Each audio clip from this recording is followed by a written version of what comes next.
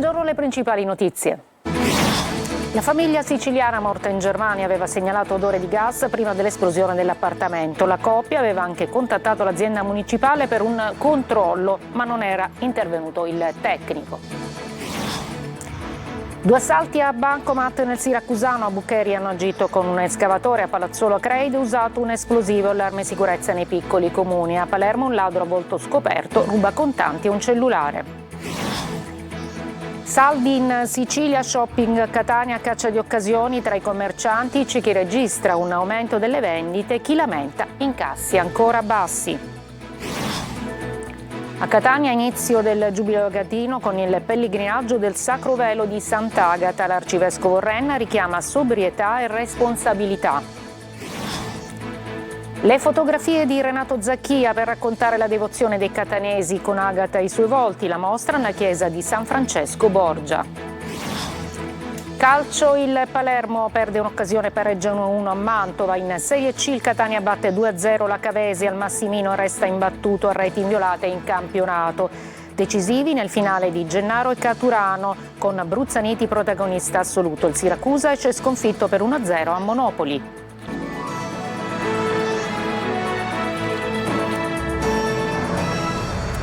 Buongiorno, benvenute e benvenuti, e dunque nuove novità sulla tragedia in Germania, dove ha perso la vita una famiglia siciliana. Potrebbe non essere stata solo causa di una semplice fuga di gas e lo scoppio del loro appartamento. Se verranno confermate anche le dichiarazioni di alcuni vicini di casa che appunto potrebbero indicare delle responsabilità a livello comunale. Sentiamo Laura Spanò. Se le dichiarazioni dei vicini di casa della famiglia di Francesco Liparotto, deceduto assieme alla moglie Nancy e al figlioletto Brian per il crollo della loro abitazione, dovessero essere appurate, quanto accaduto giovedì ad Halmstad in Germania non è più un semplice incidente causato da una fuga di gas, ed è su questo che gli investigatori tedeschi stanno lavorando, sull'accertamento di eventuali responsabilità. Secondo quanto confermato dai vicini della famiglia Liparotto poche ore dopo i fatti a diversi organi di stampa tedeschi, i due coniugi Francesco e Nancy si erano lamentati per un improvviso e inaspettato aumento del consumo di gas e dei costi. In particolare una vicina ha confermato al quotidiano Bild che il 23 dicembre Nancy era andata a casa sua e le aveva raccontato che era sorpresa della sua bolletta del gas così alta, doveva pagare 300 euro al mese, molto di più rispetto a prima. La coppia avrebbe anche contattato l'azienda comunale per notificare di avere sentito odore di gas e sarebbe stato preso anche un appuntamento il giorno prima della tragedia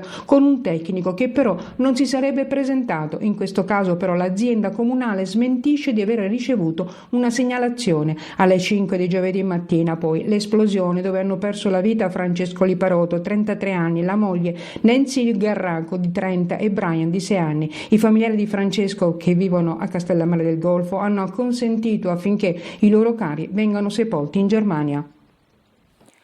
Per il maltempo, con neve e ghiaccio, soccorse 2 famiglie che salivano a Piano Provenzana a bordo di 2 autovetture. Una è rimasta immobilizzata per il fondo stradale gelato, l'altra ha subito un malfunzionamento. L'allarme è scattato ieri pomeriggio dai carabinieri della compagnia di Randazzo, che hanno richiesto l'intervento del soccorso alpino intervenuto per mettere in salvo adulti e minori e così accompagnati a valle. Adesso ci occupiamo di 2 colpi in banca a Palazzolo Acreide e a Buccheri, 2 comuni della zona montana del Siracusano. Ancora da quantificare il bottino, che comunque dovrebbe aggirarsi intorno a qualche migliaio di euro, mentre i carabinieri indagano, i cittadini chiedono più controlli durante le ore notturne. Sentiamo Francesco Loi. 2 furti in contemporanea, uno a Buccheri, l'altro a Palazzolo Acreide. 2 i colpi portati a segno nei 2 comuni del Siracusano.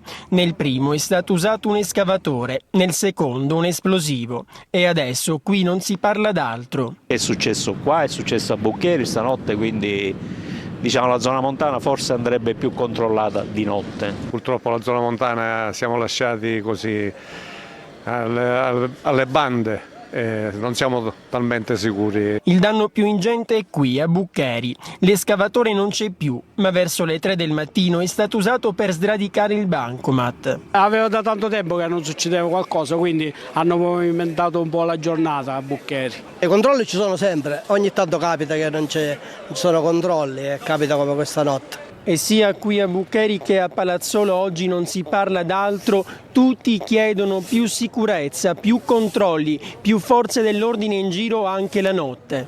L'allarme sicurezza infatti non è più limitato alle grandi città. Le bande criminali hanno messo piede anche in borghi come questi. Ai nostri microfoni l'ira dei sindaci. Ci vogliono delle leggi che devono tutelare questi territori che volutamente lo Stato vuole fare spopolare, perché quando avvengono questi episodi la gente va via, se ne va nei centri più controllati, nelle zone più sicure. È necessario incrementare i controlli, avere più forze dell'ordine, più presenza delle forze dell'ordine e più sicurezza, perché così non si può continuare. E continuiamo a parlare di furti perché ce n'è stato un ennesimo con spaccata in un noto ristorante di Palermo. Sentiamo Mario Viola. Ennesimo furto con spaccata nella notte ai danni del ristorante Molo Sant'Erasmo a Palermo. Si è trattato di una sorta di furto acrobatico. Un uomo è entrato nel locale calandosi da una palma per poi forzare le porte d'ingresso. Una volta dentro ha rubato il denaro presente nella cassa e il telefono cellulare in uso al ristorante. Oltre al furto in se stesso c'è anche la beffa dei danni provocati dalla spaccata e valutato dal titolare del ristorante in circa 1.000 euro, ben più ingente del valore del furto stesso. Dalle immagini riprese dai sistemi di videosorveglianza e poi pubblicate sui social da Saverio Borgia, che è anche il titolare e gestore dell'esercizio commerciale, si nota che il ladro ha agito a volto scoperto. Amaro lo sfogo dell'esercente. Non c'è da costituire zone rosse o vietare l'ingresso nei locali a soggetti con barba e collane. Serve la sicurezza di base, cosa che in questa città manca, ha detto Borgia. Il titolare dell'esercizio ha presentato regolare denuncia e consegnato agli inquirenti le immagini di videosorveglianza. Sarà l'ennesima denuncia senza nessun risultato, continua nel suo sfogo. Siamo davanti a persone che agiscono sapendo che resteranno impunite. In pochi mesi, fra Molo Sant'Erasmo e altri 2 locali che gestiamo, conclude, abbiamo subito 4 furti. Le indagini sono adesso affidate alla polizia. A Palermo i carabinieri della stazione di Lascari con i militari della radiomobile della compagnia di Cefalù hanno eseguito un mandato d'arresto europeo spiccato in Belgio nei confronti di un palermitano accusato di aver fatto parte di un'organizzazione criminale finalizzata ai furti di autovetture. L'arrestato è stato portato nel carcere di Termini Imerese a disposizione della Corte d'Appello di Palermo. Restiamo sempre a Palermo. Dopo gli ultimi episodi di violenza e criminalità si restringono i controlli allo Zen, sequestrati dai carabinieri armi e droga. Orazio Longo. C'era pure una piantagione di marijuana indoor dentro casa, come si vede dalle immagini, con 126 piantine di cannabis coltivate in una stanza adibita a serra. In un appartamento disabitato in via Fausto Coppi, ora posto sotto sequestro a carico di ignoti, vi erano 29 infiorescenze sottoposte a essiccazione con 30 reattori, 28 lampade alogene e poi ventilatori, aeratori e fertilizzanti. I carabinieri di Palermo hanno effettuato una serie di controlli nel quartiere Zen alla ricerca di armi e droga dopo gli ultimi episodi di violenza e criminalità. Grazie al fiuto dei cani antidroga e antiesplosivo, i militari hanno trovato nei padiglioni di Arrocchi Marciano una pistola semiautomatica calibro 8 con matricola a brasa perfettamente funzionante, completa di caricatore con 4 munizioni e altri proiettili calibro 6,36 e 38 special.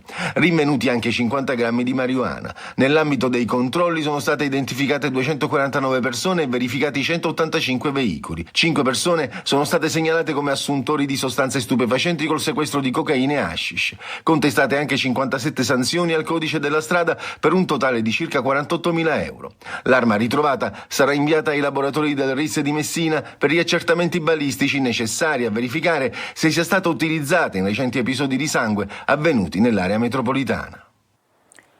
Ci occupiamo dei saldi in Sicilia, è stata anche giorni a caccia di occasioni, siamo stati a Catania dove i commercianti si dividono tra chi registra un aumento delle vendite e chi invece lamenta incassi ancora bassi. Emanuela Corsi. Una finestra temporale che permetterà di pianificare gli acquisti con calma. Breve pausa e poi il Giubileo Agatino che inizia a Catania.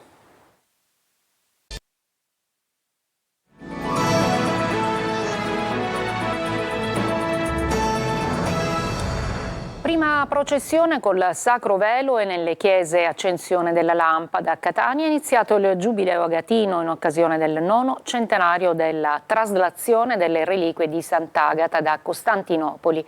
La santità di Agata parla in ogni tempo, dice l'arcivescovo Renna, il cui pensiero va alle famiglie e ai più giovani. Adelaide Barbagallo.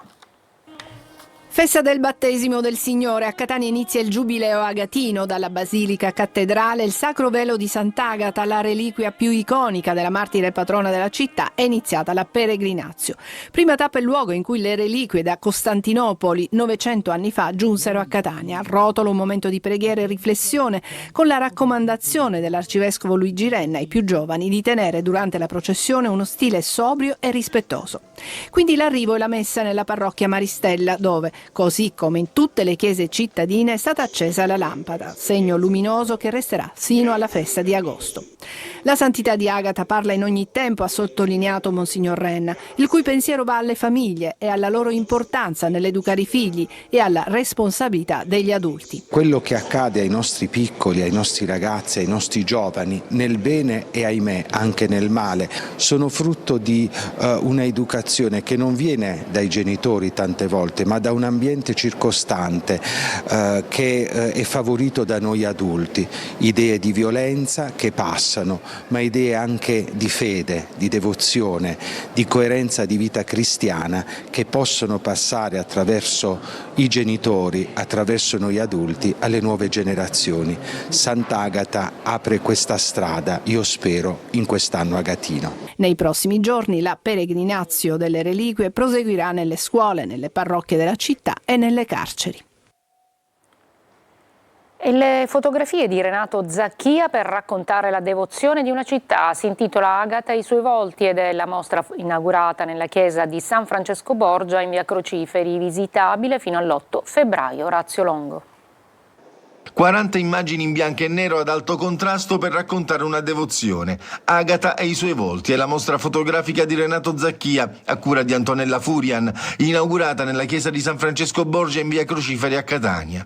Un ritorno nella terra d'origine per l'autore, che ha deciso di puntare l'obiettivo della sua macchina fotografica sui volti dei fedeli, offrendo uno sguardo intimo e universale nello stesso tempo, raccontando emozione e drammaticità. I volti esprimono in modo più evidente cosa è per Catania e cosa è per la popolazione catanese questa fede così forte che diventa rito e questi volti che sono un po' la stratificazione di noi siciliani che abbiamo vissuto tutte queste dominazioni. I nostri volti rappresentano una storia.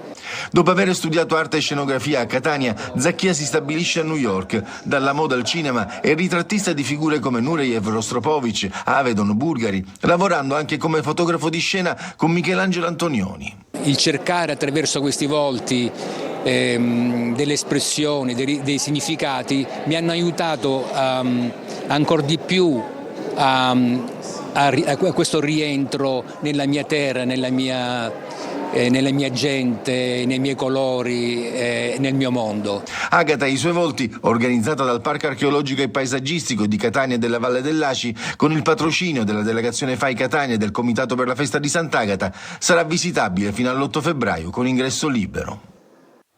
Breve pausa, ampia pagina dedicata al calcio siciliano.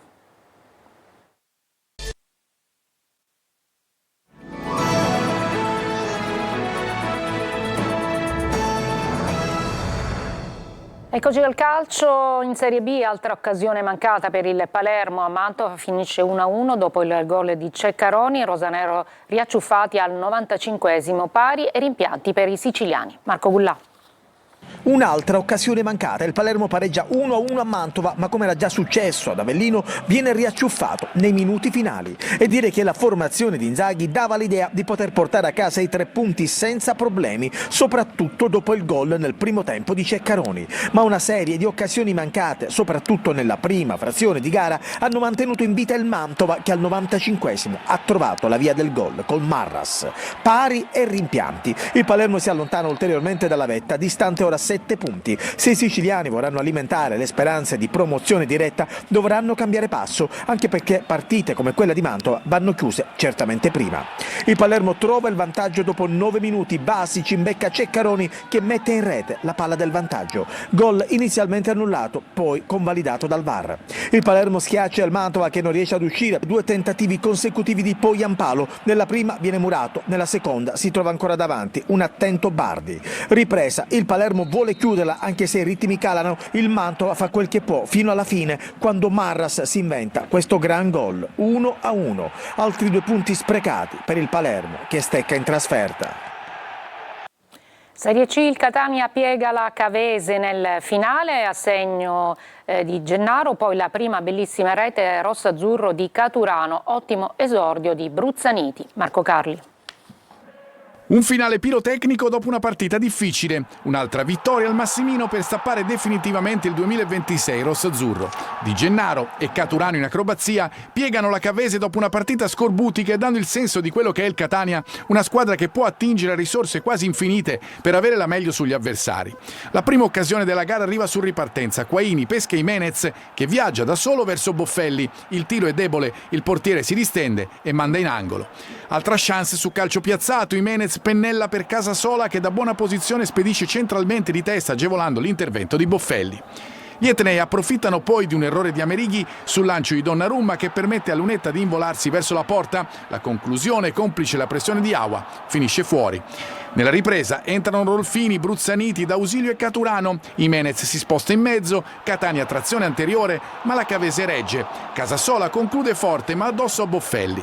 Poi è Bruzzaniti con un tiro cross a costringere il portiere in angolo. La partita non si sblocca, arriva la traversa di Allegretto che dall'area piccola colpisce di testa dopo la torre di Rolfini in seguito ad un calcio d'angolo.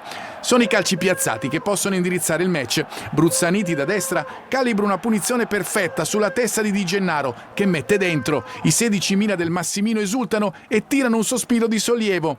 Non sanno che arriverà un'altra soddisfazione perché è stappata la partita. Il Catania vola e vola Bruzzaniti che dopo una sgroppata di Rolfini pennella un altro cross meraviglia su cui si avventa in mezza rovesciata Caturano. Conclusione perfetta, 2-0 e panchina rossazzurra che esplode, tutti a festeggiare l'attaccante che inseguiva da tempo la soddisfazione personale. Gli etnei continuano a vincere in casa e ritrovano anche il bomber delle ultime stagioni di Serie C. Quante notizie positive dopo una partita difficile, quasi un segno del destino. Adesso sentiamo l'allenatore toscano nel post partita. Una partita difficile, lo sapevamo, una squadra che era in un buon momento, che vuole ottenere il suo obiettivo finale a tutti i costi, con delle caratteristiche ben precise di lotta, di organizzazione, quindi non è una partita facile. La cosa che mi fa piacere è che avevamo parlato in settimana martedì che eravamo una delle poche squadre al vertice che non aveva vinto mai una partita nei minuti finali, quindi averlo fatto oggi vuol dire che la squadra l'ha metabolizzato questo concetto. Sono contento per chi è entrato, soprattutto per Caturano che è tornato a fare gol, se ci avesse dato il rigore alla fine Sasala aveva già ceduto a Rolfini, testimonianza del grande gruppo. Siracusa KO a Monopoli, decide a metà ripresa una punizione di Battocchio, Farroni protagonista di tante parate ma non basta, azzurri in campo con numerose assenze, sconfitti e di nuovo a ridosso della play-out. Marco Petrolito. Passo indietro per gli azzurri di Marco Turati che escono a mani vuote della trasferta di Monopoli. Al Veneziani finisce 1-0 per i pugliesi grazie alla punizione di Battocchio che al 66esimo interrompe la serie positiva del Siracusa. Gara complicata fin dalle primissime battute. In un match condizionato dal vento il Monopoli lascia il possesso agli aretusei e prova a colpire in ripartenza. Al 10° Tirelli scatta sul filo del fuorigioco, supera Sciapola e si presenta davanti a Farroni, prova a chiudere lo specchio con i piedi. Il Siracusa fatica a rendersi pericoloso e al 16esimo è ancora Farroni a dire no a fall, che conclude da posizione defilata trovando la risposta del portiere azzurro. Poco dopo l'episodio più discusso del primo tempo, Farroni interviene in uscita toccando il pallone, ma finendo per colpire un avversario. Dopo la revisione viene assegnato il rigore al Monopoli.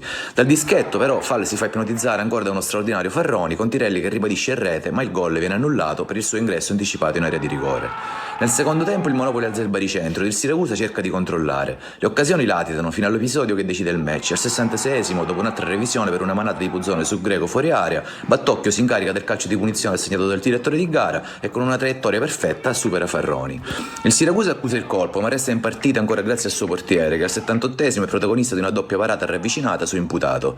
Nel finale azzurri a testa bassa alla ricerca del pari. L'occasione migliore arriva al 95esimo con Limonelli che conclude da fuori, sfiorando il palo alla destra di Albertazzi e spegnendo le residue speranze redusee, che con questa battuta d'arresto, dopo 4 risultati utili consecutivi, tornano a ridosso della zona play-out.